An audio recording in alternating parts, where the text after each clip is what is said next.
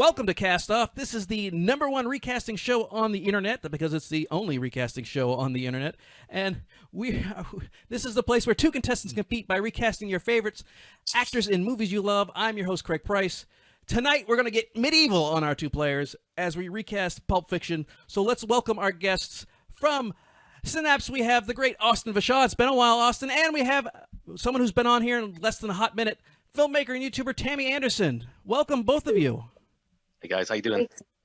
Well, we'll get to Good to be back. It's absolutely great to have both of you. And Austin, it's been a while since you've been on. What have you been up to since the last time you were on the Cast Off?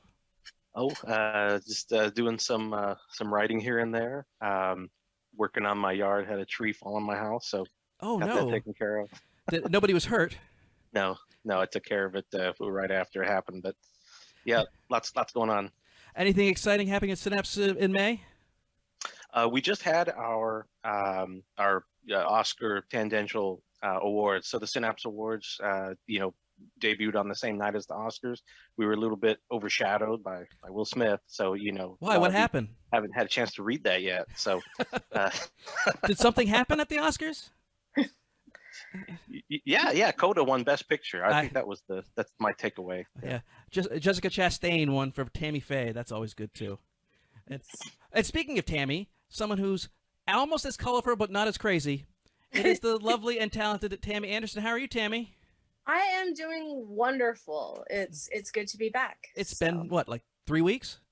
Just about. Yeah. So how have you been basking in your last win? Because you won for the first time.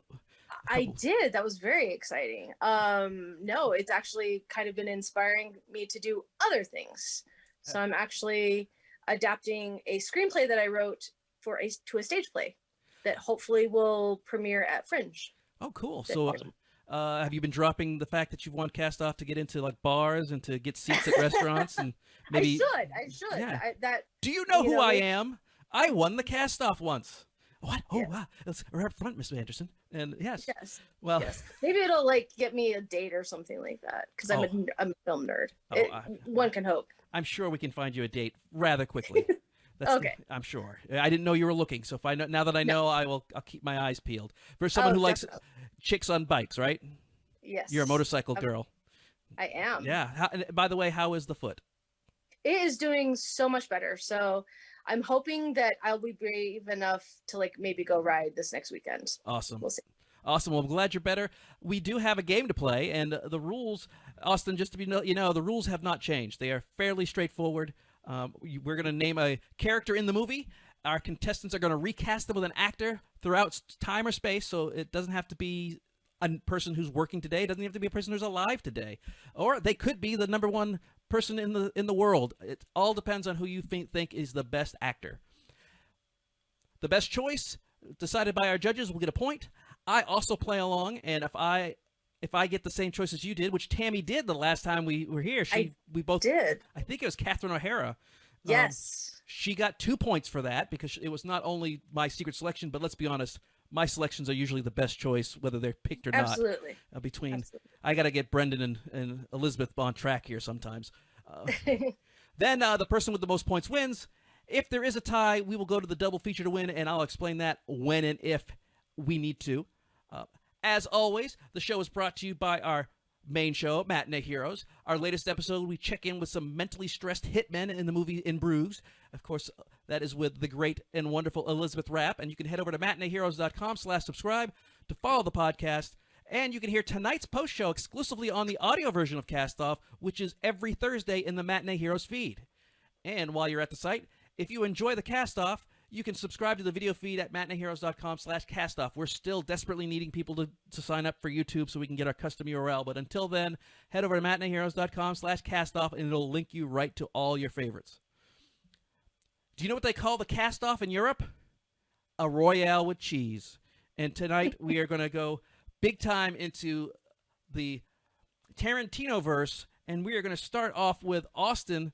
Austin, you go first, and we're going to start off with the guy that is his whole career came back, made a huge comeback playing the hitman Vince Vega, the great John Travolta, who was fantastic in this. It really showed that he was miscast in all those talking baby movies. He should have been doing a lot of great stuff in the 80s, but I don't know what happened.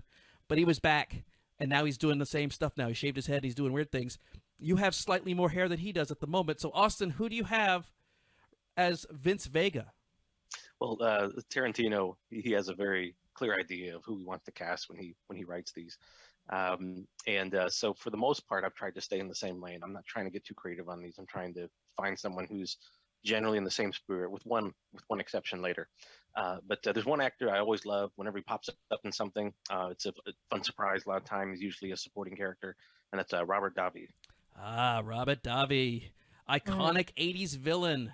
He was I guess he worked for the FBI in Die Hard. He was the bad guy in License to Kill. He was Joey Pants's brother in The Goonies. He was in Action Jackson and Predator 2, so he's all over the place. Apparently, he started a Frank Sinatra cover band in 2011, and he's got a bunch of albums out too. So he's all over the place. Very good pick, and it was very nice to see him, because it's one of those. Oh, I remember him. He's great. So Tammy, who do you have to go up against the great Robert Davi? I did some switch up casting, and so I actually went with somebody who I thought could just play, who I know plays an excellent bad guy, and that was Tony Todd. Yes, absolutely. He's a 90s horror icon, as if you say his name 3 times, he shows up in Candyman. If you say it 4 times, he shows up in the sequel. And, of course, and then I guess you say it 5 more times, he'll show up in the remake. So he was also in the redone Night of the Living Dead. He was in Wishmaster, The Final Destination, and then a non-horror movie. Well, I guess you could say all the extensions in Sean Connery's hair, that could be scary. That was The Rock. So we've got some great 80s and 90s villains. Robert Davi, Tony Todd. Our judges talked it over, and Robert Davi gets the point. Austin, you're on the board. 1-0. All right. I went with Matt Dillon because I thought he would be one of those guys that is familiar to everyone who's loved the 80s, just like John Travolta. But I think as a full-fledged adult, he would be a great hitman. He's got that edge to him. Well, next we have one badass mofo. It says so right on the wallet, so we know it's true. It's Samuel L. Jackson as Jules Winfield. So, Tammy, who do you have? Which is the man's been in like 7,000 movies. It's almost hard to replace him because if whatever actor you pick, he's been in a movie with. Who do you have as Jules? So this is where I did my flipped casting, and I wanted somebody who could embody just the weird part of his character. And I actually went with James Spader. Yes, absolutely. I tried to find a good middle age, because when he was young, he looked kind of weird. And now that he's old, he looks kind of frumpy. But that middle age, that Boston legal era, maybe a little earlier, be perfect, because he is known for smarmy characters. Yeah, that's good. He pretty much plays himself in Lincoln, which is great. But he was in Stargate, Sex, Lies, and Videotape, Wall Street, and we forget he's been around forever. He played the young douchebags in like Pretty in Pink and all those teen movies. So he's been around forever, but he's top notch. That's a great one. I'm getting all nostalgic. Austin, who do you have to possibly beat out James Spader? That's a great pick, great alternate pick. I'm trying to stay in the same lane for most part with these picks, and it's kind of hard to out Samuel L. Jackson. This role so iconic. I picked someone who could go even bigger than him, probably too big. Rudy Raymore. Rudy Raymore. For those of you who don't know, he is Dolomite in the Dolomite movies. I actually opened for Dolomite in 1998 in Texas City. So I've met Rudy Raymore very briefly. He had an entourage of weirdos. But he was the OG movie pimp, as we saw in the Dolomite movies, The Monkey Hustle, Disco Godfather. But he actually was in the Halle Berry Baps, which I don't remember what that means. It's a horror movie. I think it was supposed to be African Princesses. There you go. American Princesses, one or the other. Black American Princesses. Then the S is plural. I thought it was a horror movie, wasn't it? I don't know. I don't think so. Maybe not. And then, of course, Vampire Assassin. All right. So we went old school on that one. That was some blaxploitation. We've got James Spader, who will never be mistaken for blaxploitation. We've got Rudy Raymore, who was basically the peak. I loved Eddie Murphy's take on him. But we went with James Spader because it's a tie game, and James Spader would be able to say all those. Say what again? Say what again?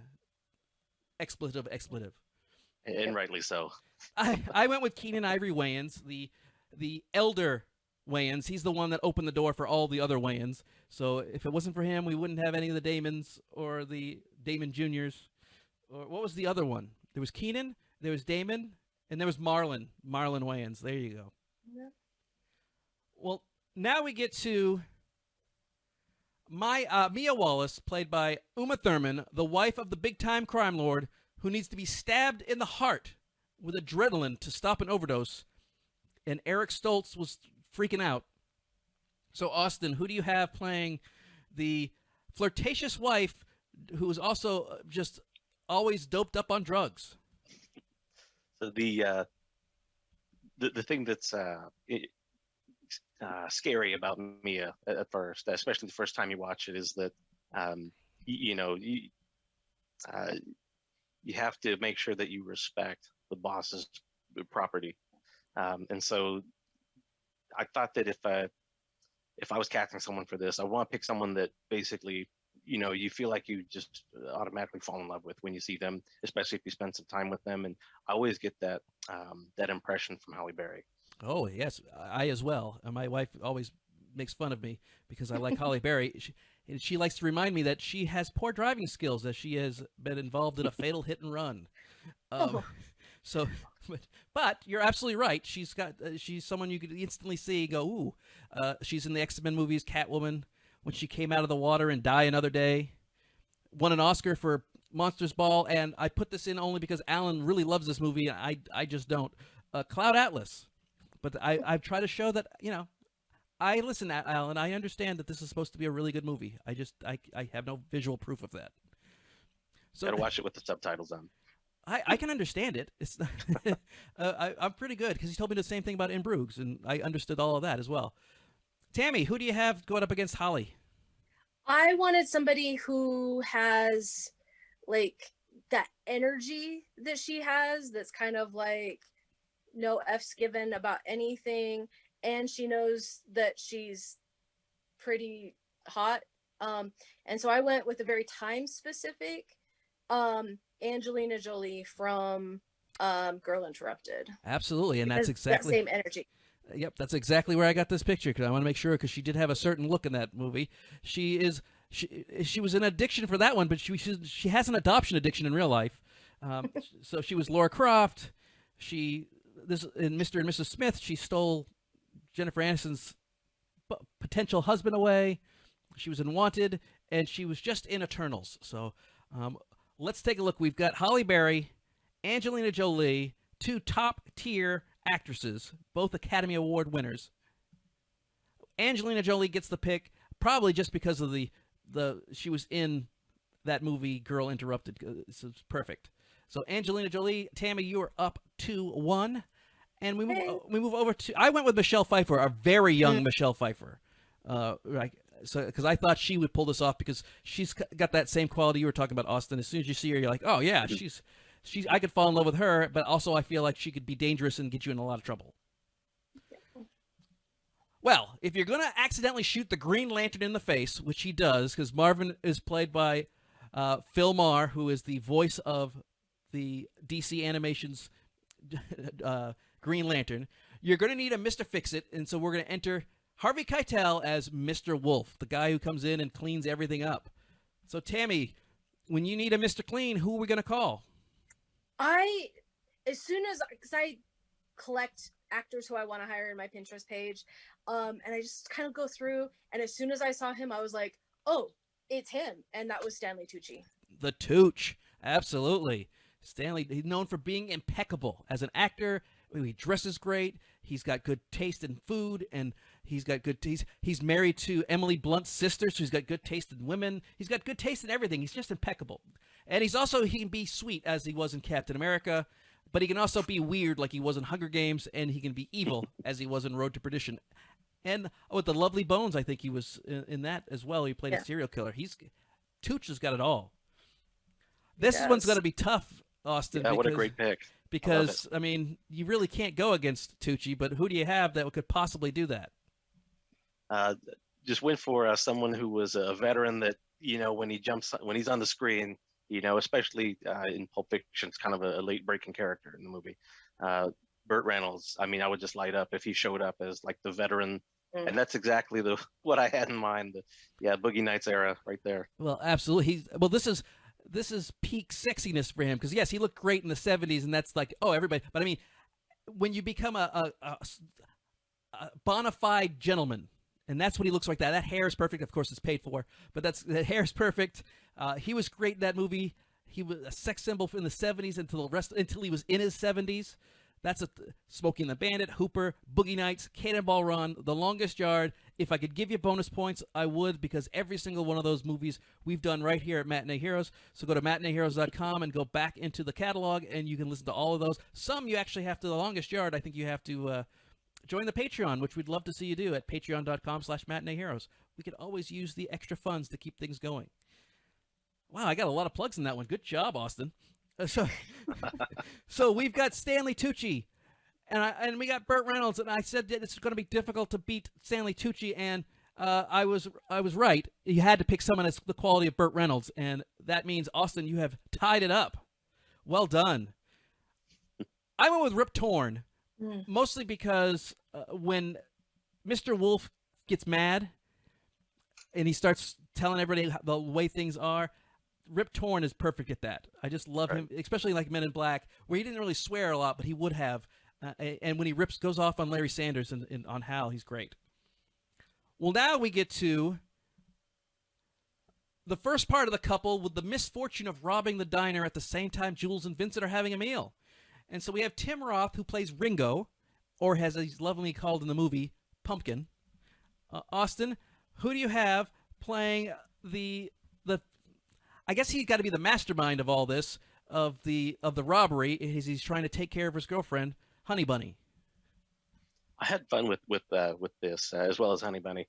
I wanted to put a comic actor in this role, and it's someone who hasn't done a lot of drama, but he would be perfect for the sort of initial part where it's really fun at first. This is a robbery, and then he gets put in his place later, and then he becomes very contrite once. Samuel L. Jackson has put him in his place. And I went with David Spade. David Spade, yes. Chris Farley's sidekick, because you're right, he hasn't been in a lot of things, but he was in Tommy Boy and Black Sheep, Joe Dirt, and then things like The Benchwarmers and Grown Ups. He hasn't done a lot of acting, mostly TV work. But yeah, I could see him doing that. I'm not the biggest fan of David Spade, but that doesn't mean wouldn't be a good fit for it. I've actually voted for people I didn't like in this show. So Tammy, knowing that I don't like David Spade, who did you pick? Again, because of the way that I was like seeing this show, I wanted people, they were very time specific when I picked them. And I wanted that chaotic energy of the Annie Rocky Horror era of Tim Curry. It was very difficult finding a color picture of him of that time frame, but I think that's as close as I'm going to get. He's known for being devilishly awesome because he's great in the Hunt for Red October. Obviously, you talked about the Rocky Horror Picture Show. A lot of people think he is Pennywise from It, and he'll always be. He terrified. For the longest time after I saw It with him, I would not take a shower. Just wouldn't. It was just like, he terrified me. Well, and he still terrifies me to this day if I think about it too much. I'm sure your family really appreciated that. Yes. And of course, the butler in Clue. Yes. So we've got David Spade against Tim Curry. I mean, is there really a question between those two? You're going to go with Tim Curry over David Spade no matter what. Even if we want, we need a David Spade type. Let's get Tim Curry to do it. I bet he can do it. Because you're just going with an acting powerhouse there. So, Tammy, you take a 1-point lead. It is 3-2. I went with Rick Moranis. Because I wanted to see him a little off kilter. He did play a kind of a jerk in, I want to say, Eddie and the Cruisers or something like that. It was right around that time. He was like a record. Streets of Fire. Yeah. What was it called? Streets of Fire. That's it. Streets of Fire. I get those two confused all the time because they pretty much the same movie. But Streets of Fire, he was a record producer. He was kind of a scumbag, and I think he could do that. And also, it might help out later on with my other pick. Now we get to his partner in crime. I just love her. I've always loved Amanda Plummer. She's so sweet and wonderful, except in this movie, when she jumps up and starts screaming. I can't say the words because we'll get banned from YouTube, but Honey Bunny flips a wig and starts really becoming the most dangerous of the two. You think it's Tim Roth, but then really it's the crazy lady who's actually sweet. So, Tammy, who do you have is going to replace Amanda Plummer as Honey Bunny?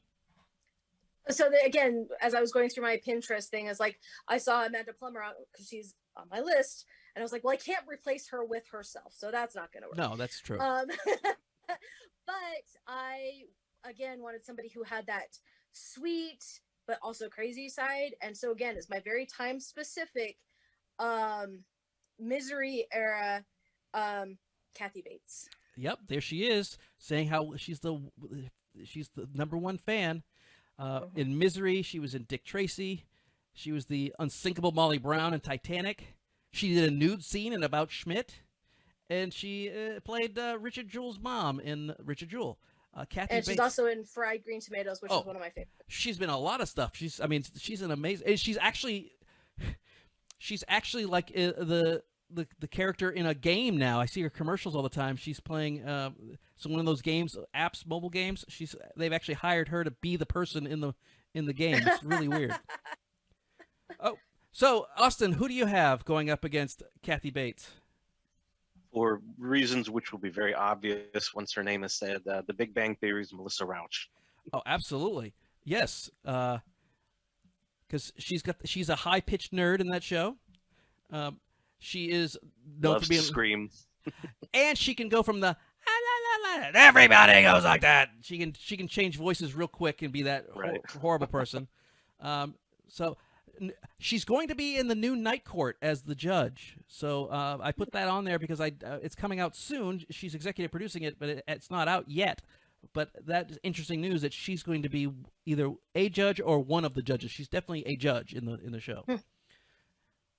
Well, we have Kathy Bates, Melissa Rauch, and Austin ties it up with 1 to go. It is 3-3. It is all tied up. So it's going to be a down to the finish, neck-and-neck race.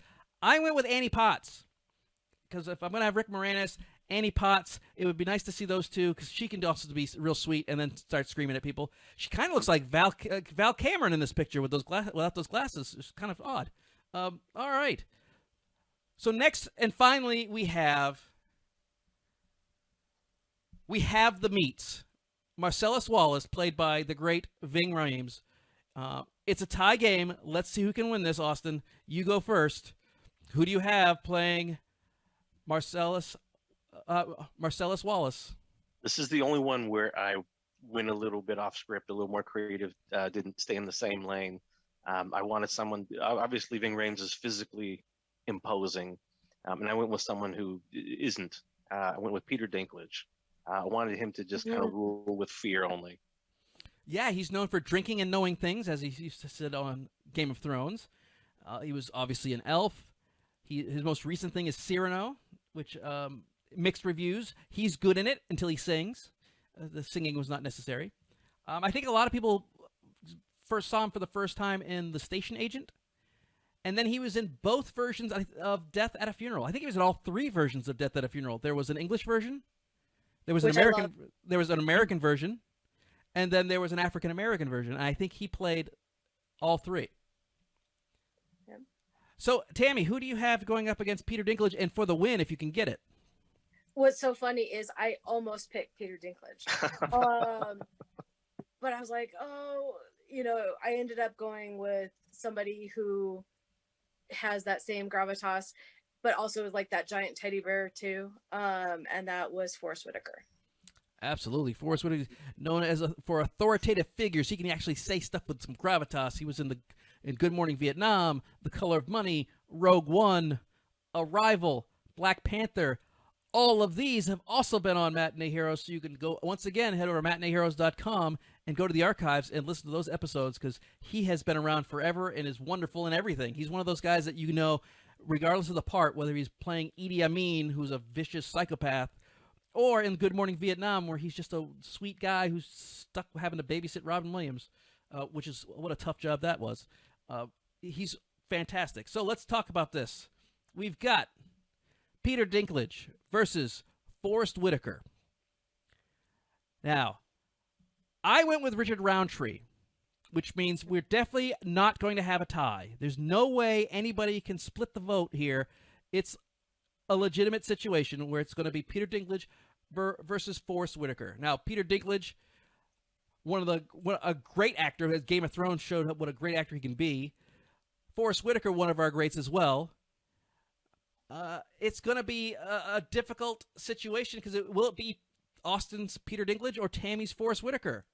Well, we'll find out right after I remind you that everyone, we still need 20 to get 20 more people to get our 100. So please like, subscribe, and comment on the show. We really, really need the help. Just 20 more. Just fake it. You don't even have to watch the show. Just sign up and so we can get the URL. That's all I'm asking, folks. I'm not asking for much. So I know what you're asking for. You're asking for a winner. Is it going to be Peter Dinklage? Or is it going to be Forrest Whitaker? Is Tammy Anderson going to go 2 in a row? Austin, did you win the last time you were on? I am undefeated. You're undefeated so far. Oh, so this is going to be... So is Tammy going to break her streak and lose? Or is Austin going to break his streak and lose? It's down to the wire. Both quality picks, but someone has to win and someone has to not win because there are no losers here. There's just not winners. And Austin, you are not a winner because we got Tammy Anderson with Forrest Whitaker. Congratulations. Tammy's gone back to back. That was like a good game. That was back to back, absolutely. And as we talked about beforehand, we got on before we actually started recording, the order is set. So I don't adjust it to make it dramatic. It's what's going to happen in what order. So the fact that they went down to the wire is just tremendous. And Tammy, since you have won, you are today's winner. You have today's final thought. As we are going into the summer, it is very important that you stay safe on the roads. As a motorcycle rider who was in an accident a couple of years ago, always wear a helmet. And if you're driving a car, keep an eye out for motorcycles. So, and then go watch movies. Yeah, exactly. That's important. What a nice PSA. We're keeping our motorcycle drivers safe and actually keeping other drivers safe because let's be honest, someone hits a motorcycle, it's not going to hurt just one person. That person might get hurt a lot more. But yeah, thank you, Tammy. That's very nice of you. Well, we still have more shows to happen. So next week, we've got some returning folks as the cast-off continues. We have Steve Condrick from Everything I Learned from Movies, who's one of our regular contributors, and cast-off judge Elizabeth Rapp, as we watch third-rate action stars show up and just do what they do, show how expendable they are as we do the original and first Expendables. So that one's going to... I'm sorry, Elizabeth, up front on that one. That is definitely much more a Steve Condrick movie than an Elizabeth Rapp movie. But, hey, that's how it rolls sometimes. Want to be a contestant? You can apply at matineeheroes.com/castoff/application, or you can email matineeheroes, mhcastoff.com@gmail.com. You can also follow the show on Twitter at The Castoff Show. We have a Facebook group. Of course, you can head over to matineeheroes.com/castoff to get the video links, which includes twitch.tv/matineeheroes. It's really appreciated. I want to thank our additional judges, Elizabeth Rapp and Brendan Agnew. And, of course, we're going to thank our guests today, Austin Vashaw and Tammy Anderson. You have won today. Congratulations. We will see you next week on The Cast Off. Thank you.